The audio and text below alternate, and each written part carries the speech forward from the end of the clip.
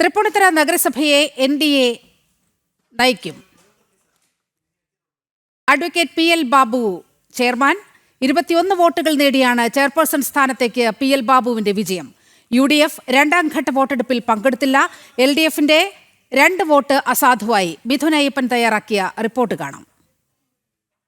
കേരളത്തിൻ്റെ രാഷ്ട്രീയ കാറ്റ് ആ ഗതിമാറ്റം സംഭവിച്ചിട്ട് കുറച്ച് നാളുകളായെങ്കിലും അത് ഏറ്റവും പ്രകടമായത് ഈ തദ്ദേശ സ്വയംഭരണ തെരഞ്ഞെടുപ്പിലായിരുന്നു. അത് ഏറ്റവും ശക്തമായിട്ടുള്ള ഏറ്റവും മിന്നുന്ന വിജയമുണ്ടായത് തൃപ്പൂണിത്തറയിലെ NDAയുടെ വിജയമാണ്. ഇപ്പോൾ NDAയുടെ സ്ഥാനാർത്ഥിയായിരുന്ന, അതായത് ചെയർപേഴ്സൺ സ്ഥാനാർത്ഥിയായിരുന്ന അഡ്വക്കേറ്റ് പി.എൽ. ബാബു അദ്ദേഹം സത്യപ്രതിജ്ഞ ചെയ്തിരിക്കുകയാണ്. ചരിത്രത്തിൽ, തൃപ്പൂണിത്തറയുടെ ചരിത്രത്തിൽ തന്നെ ആദ്യത്തെ BJP ചെയർമാനാണ്. എന്താണ് ഈ ഒരു ചരിത്ര നിമിഷത്തിൽ എന്താണ് ആദ്യം വോട്ടർമാരോടും അതുപോലെ തന്നെ BJPയുടെ പ്രവർത്തകരോടും എല്ലാമായി പറയാനുള്ളത്? കേരളത്തിലെ പ്രത്യേകിച്ച് തൃപ്പൂണിത്തുറയിലടക്കം ധാരാളം രക്തസാക്ഷികളെ സംഭാവന ചെയ്യല്ല രക്തസാക്ഷികൾ ഉണ്ടായിട്ടുള്ള ഒരു സംഘടനയാണ് ഭാരതീയ ജനതാ പാർട്ടിയും സംഘപരിവാറും. ഞാൻ ആദ്യമായിട്ട് അവരുടെ സ്മരണയ്ക്ക് മുന്നിൽ എൻ്റെ അശ്രുപൂജകൾ അർപ്പിക്കുകയാണ്.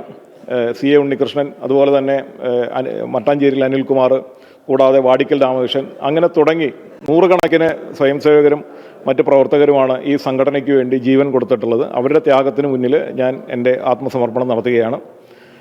തൃപ്പൂണിത്തുറ മുനിസിപ്പാലിറ്റി എന്ന് പറഞ്ഞു കഴിഞ്ഞാൽ ഇന്ന് കേരളത്തിൽ 84ാം സ്ഥാനത്ത് നിൽക്കുന്ന മുനിസിപ്പാലിറ്റിയാണ്. തീർച്ചയായിട്ടും വികസന പ്രവർത്തനങ്ങൾ ധാരാളം നടക്കാനുണ്ട്. സാധാരണ ജനങ്ങളുടെ ജീവിതത്തെ ബാധിക്കുന്ന ധാരാളം പ്രശ്നങ്ങൾ ഇന്നും തൃപ്പൂണിത്തുറ മുനിസിപ്പാലിറ്റിയിൽ നേരിട്ടുകൊണ്ടിരിക്കുകയാണ്. ഇവിടുത്തെ എല്ലാവിധ ജനവിഭാഗങ്ങളും ഒരു ഭരണമാറ്റം ആഗ്രഹിച്ചിരുന്നു. ആ ഭരണമാറ്റം ആഗ്രഹിച്ചിരിക്കുന്ന ആ ആളുകൾക്ക് തന്നെ ഇവിടെ എന്ത് ചെയ്യണമെന്നുള്ളൊരു അഭിലാഷമുണ്ട്. ആ ജനാഭിലാഷത്തിനനുസരിച്ചിട്ട് ഞങ്ങൾ പ്രവർത്തിക്കും. മുൻഗണനാക്രമത്തിൽ പദ്ധതികൾ ഞങ്ങൾ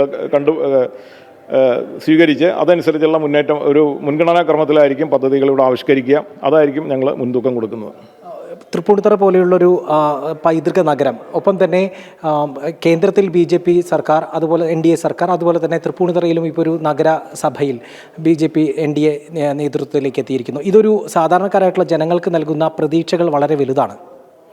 തീർച്ചയായിട്ടും തൃപ്പൂണിത്തുറ ഒരു പൈതൃക നഗരമാണ്. പക്ഷേ ഒരു പൈതൃക നഗരം എന്നുള്ള ഒരു പ്രാധാന്യം വാസ്തവത്തിൽ കേരളത്തിൻ്റെ ഭൂപടത്തിലോ അല്ലെങ്കിൽ ഇന്ത്യയുടെ ഭൂപടത്തിലോ ലോകത്തിൻ്റെ ഭൂപടത്തിലോ തൃപ്പൂണിത്തുറയ്ക്ക് ലഭിച്ചിട്ടില്ല. അത് ലഭ്യമാക്കാനുള്ള പദ്ധതികൾ ഞങ്ങൾ ആവിഷ്കരിക്കും. അതോടൊപ്പം തന്നെ ഈ പൈതൃകം ഒരു ഭാഗത്ത് ഞങ്ങൾ സംരക്ഷിക്കുന്നതോടൊപ്പം തന്നെ തൃപ്പൂണിത്തുറയുടെ വികസനത്തിനായിരിക്കും ഞങ്ങൾ കൂടുതൽ മുൻതൂക്കം കൊടുക്കുക.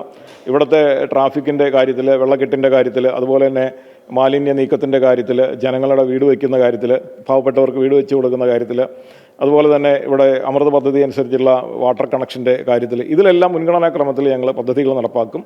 അതുകൂടാതെ ഇത് ഒരു ജനങ്ങളുടെ മുഴുവനും കൂട്ടായിട്ടുള്ള ഒരു തീരുമാനത്തിൻ്റെ ഭാഗമായിട്ടാണ് ഞങ്ങൾ അധികാരത്തിലെത്തിയിരിക്കുന്നത്. തീർച്ചയായിട്ടും ജനങ്ങളുടെ അഭിപ്രായവും കൂടി സ്വരൂപിച്ചുകൊണ്ടായിരിക്കും ഞങ്ങളുടെ പദ്ധതികൾക്ക് മുൻഗണനാക്രമം നിശ്ചയിക്കുക. അതിന് ശക്തമായിട്ടുള്ളൊരു ടീം ഭാരതീയ ജനതാ പാർട്ടിക്കുണ്ട്. കഴിഞ്ഞ 2 വർഷമായിട്ട് വളരെ ശക്തമായിട്ടുള്ള യുവാക്കളുടെ ഒരു ടീം ഭാരതീയ ജനതാ പാർട്ടിയുടെ പ്രവർത്തനത്തിൽ ഇവിടെ ഉണ്ട്. അതേ ടീം തന്നെ ഭാവിയിലെ പ്രവർത്തനത്തിന് നേതൃത്വം നൽകും. അവരുടെ നിർദ്ദേശങ്ങളനുസരിച്ചിട്ട്, അവരുടെ ആഗ്രഹത്തിനനുസരിച്ചുള്ള ഒരു ഭരണമായിരിക്കും ചെയർപേഴ്സൺ എന്നുള്ള നിലയിൽ ഞാൻ നടത്താനായിട്ട് പോകുന്നത്. ഏതെങ്കിലും ഘട്ടത്തിൽ, അതായത് ഒറ്റ കൗൺസിലറുടെ മാത്രം ഭൂരിപക്ഷമാണ് ഇപ്പോൾ നിലവിലുള്ളത്. ഏതെങ്കിലും ഘട്ടത്തിൽ 2 ഘട്ടം വോട്ടെടുപ്പ് നടന്നു. ഏതെങ്കിലും ഘട്ടത്തിൽ ആശങ്ക ഉണ്ടായിരുന്നോ NDAക്ക്? NDAക്ക് യാതൊരു ആശങ്കയില്ല. കാരണം ഇത് ജനങ്ങളുടെ അഭിലാഷം അനുസരിച്ച് വന്നിരിക്കുന്ന ഒരു ഭരണസമിതിയാണ്. തീർച്ചയായിട്ടും ജനങ്ങളുടെ മുഴുവൻ ആഗ്രഹം NDA തന്നെ അധികാരത്തിൽ വരണമെന്നാണ്.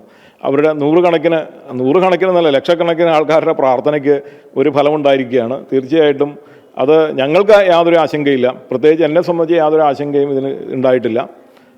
തീർച്ചയായിട്ടും അങ്ങനെ ആശങ്കപ്പെടേണ്ട ഒരു ആവശ്യം തൃപ്പൂണിത്തുറയെ സംബന്ധിച്ചില്ല. കാരണം ഓൾറെഡി ഞങ്ങൾക്ക് ജനവിധി കിട്ടിക്കഴിഞ്ഞു.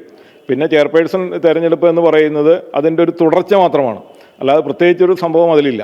ഇനി വരാനിരിക്കുന്ന നിയമസഭാ തെരഞ്ഞെടുപ്പ് ഇനി 1-2 മാസങ്ങൾക്കകം പ്രഖ്യാപിക്കുകയും അതിൻ്റെ പ്രചാരണം എല്ലാം തുടങ്ങും. തൃപ്പൂണിത്തുറയുടെ ഒരു ജനമനസ് ഇപ്പോൾ NDAക്ക് അനുകൂലമായിട്ട് നിൽക്കുന്നുണ്ട്. എങ്ങനെയാണ് തുടർന്നുള്ള ഈ തെരഞ്ഞെടുപ്പ് അടക്കമുള്ള കാര്യങ്ങളിലേക്ക് എങ്ങനെയാണ് പ്രവർത്തനവും മറ്റു കാര്യങ്ങളും? അതായത് ഓരോ തലമുറ കഴിയുമ്പോഴും ജനങ്ങളുടെ ഈ ചിന്താഗതി വളരെ വേഗത്തിൽ മാറിക്കൊണ്ടിരിക്കുകയാണ്. നമുക്കറിയാം 30 വർഷമാണ് ഒരു കാലഘട്ടം എന്ന് പറയുന്നത്, ഒരു ജനറേഷൻ എന്ന് പറയുന്നത്. ഇന്ന് അത് 5 വർഷമായിട്ട് ചുരുങ്ങിയിരിക്കുകയാണ്. ഈ 5 വർഷം കൊണ്ട് ജനങ്ങളുടെ ഇടയിൽ ഉണ്ടാകുന്ന മാറ്റങ്ങൾ വളരെ ശക്തമാണ്. ആ ജനമുന്നേറ്റത്തിൻ്റെ ഭാഗമായിട്ടാണ് തൃശ്ശൂർ സുരേഷ് ഗോപി ജയിച്ചത്. അതുപോലെ തന്നെ ശ്രീ വി മുരളീധരൻ രണ്ടാം സ്ഥാനത്ത് വന്നത്, ശോഭാ സുരേന്ദ്രൻ്റെ മുന്നേറ്റം, ഇതൊന്നും നമുക്ക് കണ്ടില്ലെന്ന് നടിക്കാനായിട്ട് സാധിക്കില്ല. തൃപ്പൂണിത്തുറ വളരെ വേഗത്തിൽ മാറിക്കഴിഞ്ഞു. ആ മാറ്റം തീർച്ചയായിട്ടും ഈ നിയമസഭാ തെരഞ്ഞെടുപ്പിൽ നമുക്ക് കാണാൻ സാധിക്കും. നിയമസഭാ തെരഞ്ഞെടുപ്പിൽ ഭാരതീയ ജനതാ പാർട്ടിയുടെ ചിഹ്നത്തിൽ മത്സരിക്കുന്ന, താമര ചിഹ്നത്തിൽ മത്സരിക്കുന്ന ഒരു സ്ഥാനാർത്ഥി തീർച്ചയായിട്ടും വിജയിക്കുമെന്നാണ് ഞങ്ങളുടെ പ്രതീക്ഷ. എന്തായാലും വരാനിരിക്കുന്ന 5 വർഷങ്ങളിൽ എല്ലാവിധ അഭിനന്ദനങ്ങളും നൽകുകയാണ്. എന്തായാലും പറഞ്ഞതുപോലെ തന്നെ വലിയ രാഷ്ട്രീയ മാറ്റം കേരളത്തിൽ സംഭവിച്ചുകൊണ്ടിരിക്കുന്നു. അതിൽ ഏറ്റവും പ്രധാനപ്പെട്ട ഇടമായി തൃപ്പൂണിത്തുറ മാറിക്കഴിഞ്ഞു.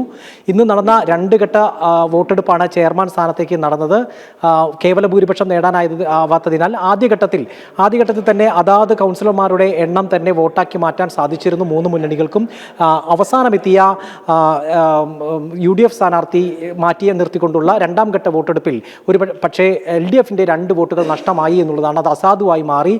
20-ൽ 18 വോട്ടുകൾ മാത്രമാണ് LDFിന് നേടാൻ സാധിച്ചത്. അതേസമയം തന്നെ മുഴുവൻ കൗൺസിലർമാരുടെ വോട്ട് NDAക്ക് ലഭിക്കുകയും ചെയ്തു. അങ്ങനെ യാതൊരുവിധ ആശങ്കയ്ക്കും ഇടയില്ലാത്ത വിധം NDA സ്ഥാനാർത്ഥി ഒരു ചരിത്രം കുറിച്ചുകൊണ്ട് തൃപ്പൂണിത്തുറ നഗരസഭയിൽ ചെയർമാനായി സത്യപ്രതിജ്ഞ ചെയ്തിരിക്കുകയാണ്.